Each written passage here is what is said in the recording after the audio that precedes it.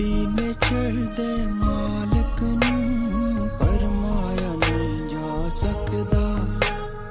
ਐਡੀ ਨੇਚਰ ਦੇ ਮਾਲਕ ਨੂੰ ਪਰਮਾਇਆ ਨਹੀਂ ਜਾ ਸਕਦਾ।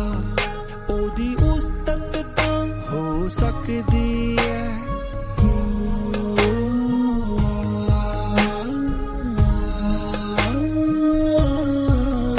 ਉਹਦੀ ਉਸਤਤ ਤਾਂ ਹੋ ਸਕਦੀ ਹੈ, ਪਰ ਪਾਇਆ ਨਹੀਂ ਜਾ ਸਕਦਾ।